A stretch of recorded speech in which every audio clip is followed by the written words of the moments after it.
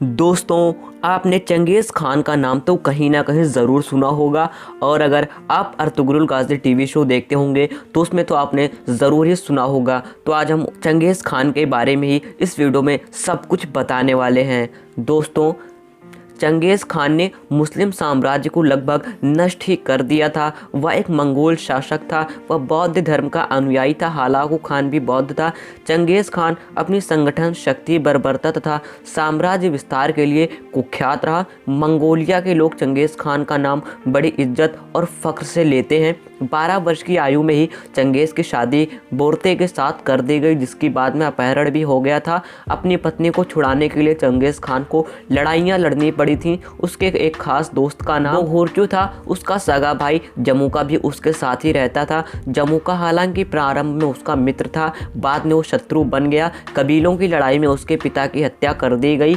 बाद में चंगेज़ खान ने जमुका को हरा दिया और फिर शुरू हुआ उसके द्वारा सभी कबीलों के अपने अधीन करने का अभियान। इसके बाद मंगोलिया से लेकर यूरोप तक एशिया के कई हिस्सों पर उसने आक्रमण किया तथा वहां अपना साम्राज्य स्थापित कर लिया।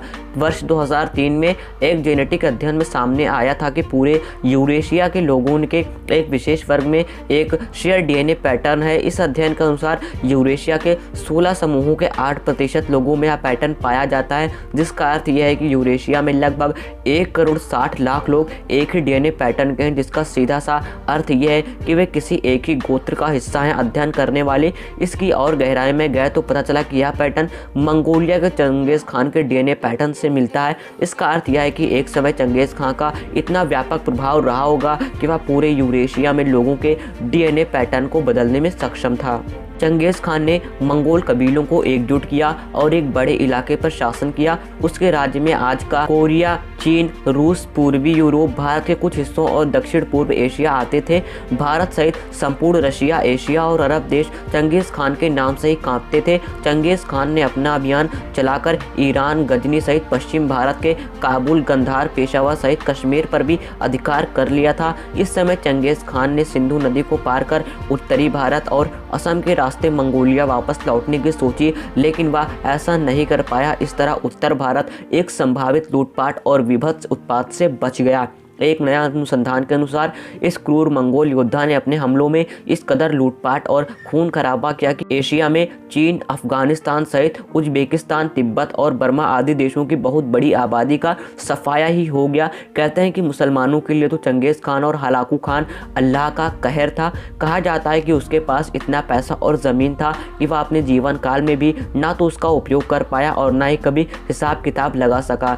चंगेज़ खान पर लिखी एक प्रसिद्ध किताब के लेखक जैक वेदरफोर्ड का कहना है कि जीवन भर लूट कर सारी दुनिया से पैसा इकट्ठा करने वाले चंगेज़ खान ने कभी खुद या परिजनों पर खर्चा नहीं किया। मरने के बाद भी उसे साधारण तरीके से ही दफनाया गया था। रूस में वोल्गा नदी के किनारे पूर्वोत्ताव ने 750 साल पुराने एक शहर के अवशेषों को खोज निकाला है। इस शहर को चंगेज़ खान के वारिसों ने बसाया था। इन अवशेषों में 2 ईसाई गिरजाघर भी शामिल हैं, जिनमें से एक में पत्थर और मिट्टी पर बेहतरीन शिल्प व नक्काशी को उकेरा गया है। उकेक नाम के इस शहर को 1227 में चंगेज़ खान की मौत के कुछ दशकों बाद ही बसाया गया था।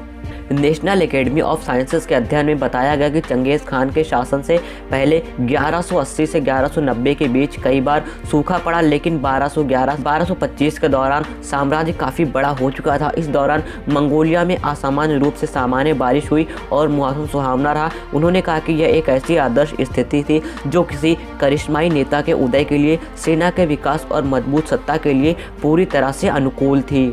अनुकूल मौसम की मदद से चंगेज़ खान छोटे छोटे कबीलों में बिखरे मंगोलों को एकजुट कर एक बड़े साम्राज्य में तब्दील करने में कामयाब रहा। मंगोल शासक चंगेज़ खान इतिहास का सबसे बड़ा हमलावर था। उसको लेकर एक दिलचस्प बात यह है कि उसके रक्तपात ने वातावरण से 70 करोड़ टन कार्बन हटाने में मदद की। एक नए अनुसंधान के अनुसार क्रूर मंगोल योद्धा ने अपने हमलों में इस कदर खून खराबा किया कि बड़ी आबादी का सफाया ही हो गया और ज़मीन जंगल में तब्दील भी हो गई थी।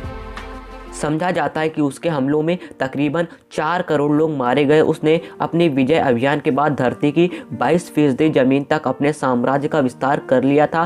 कार्नेगी संस्थान के वैश्विक परिस्थिति के विभाग ने अनुसंधान में पाया कि उसके हमलों से खेती वाली ज़मीन जंगलों में तब्दील हो गई, जिसके पेड़ों ने तकरीबन 70 करोड़ टन कार्बन वातावरण से सोख लिया। यह मात्रा दुनिया में एक साल में इस्तेमाल पेट्रोल से फैलने वाले प्रदूषण के बराबर है। हालांकि पर्यावरणविदों के लिए यह बात हजम करना मुश्किल है, लेकिन शायद अब वैश्विक तापमान को कम करने की मानव निर्मित पहली घटना थी। प्रमुख अनुसंधानकर्ता जूलिया पोंगरात के अनुसार वास्तव में मानव ने हजारों साल पहले ही तब पर्यावरण को प्रभावित करना शुरू कर दिया था जब खेती के लिए जंगल काटे जाने लगे थे। डेली मेल के अनुसार कार्नेगी अध्ययन के कई ऐतिहासिक घटनाक्रमों पर गौर किया जिसमें बड़ी तादाद में लोग मारे गए थे। इनमें यूरोप में ब्लैक डेथ, चीन में मिंग राजवंश तथा उत्तरी और दक्षिणी अमेरिका की विजय शामिल है। इन सभी घटनाओं में बड़े पैमाने पर आबादी का सर्वनाश हुआ और जंगलों की वापसी हुई, लेकिन चंगेज खान के समय में यह काम काफ़ी जल्दी हुआ। उसने कई बस्तियों का सफाया कर दिया। मंगोल शासक के समय में वनों के फिर बनने के लिए पर्याप्त समय था और उसके कारण काफ़ी मात्रा में कार्बन सोख लिया गया। तो दोस्तों बस आज की वीडियो में इतना ही। अगर वीडियो पसंद आए तो वीडियो को लाइक ज़रूर करना और हमारे चैनल को सब्सक्राइब करके बेल आइकन को भी ज़रूर प्रेस कर लीजिएगा।